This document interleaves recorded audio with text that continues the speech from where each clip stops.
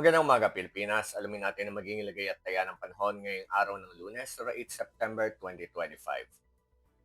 Sa kasalukuyan ng ating minimonitor na si Severe Tropical Storm Tapa ay huling namataan kaninang alas 3 ng umaga sa layong 910 kilometers west ng extreme northern Luzon. Ito ay wala ng direktang epekto sa ating bansa. Samantalang yung easterlies o yung mainit na hangin mula sa dagat Pasipiko ang patuloy na makaka-apekto is sa may bahagi ng southern Luzon, Visayas at ganoon na rin sa Mindanao.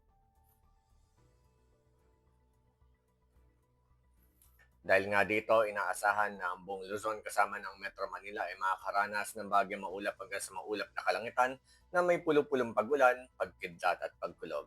Para sa agwat ng temperatura ngayong araw sa Kawayan ng Philippine Rise, 25 to 31 degrees Celsius, sa Baguio 16 to 22 degrees Celsius, sa Angeles 24 to 32 degrees Celsius, Metro Manila 24 to 33 degrees Celsius, Lipa 24 to 31 degrees Celsius, Legazpi 25 to 32 degrees Celsius, Puerto Princesa 24 to 32 degrees Celsius at sa Calayan Islands 25 to 32 degrees Celsius.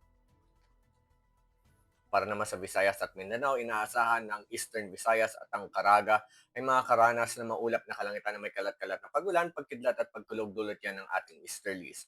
Samantalang nalalabing bahagi naman ng Visayas at Mindanao, inaasahan naman ang bahagi hanggang sa maulap na kalangitan na may pulo-pulong pagulan, pagkidlat at pagkulog.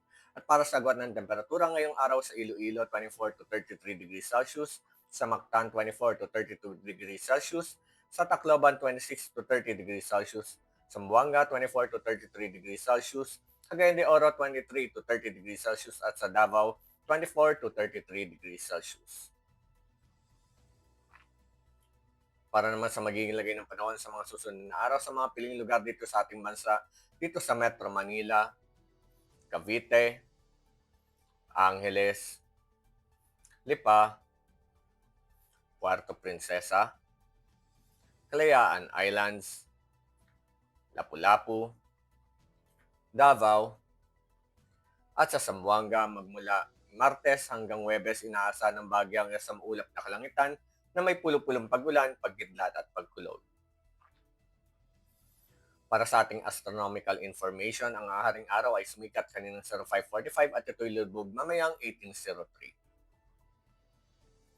Para sa ating moon illumination, 99% decreasing.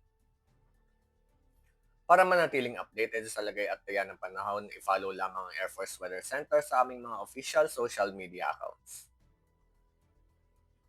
Yan lamang pong latest update mula sa ating lagayin ng panahon. Sa ngalan ng aming commanding officer na si Colonel Alvin John Cugador, PAF GSC, ako po si Sergeant General Tisa Supedes, Philippine Air Force, weather forecaster ng Air Force Weather Center. Muli, magandang umaga, Pilipinas.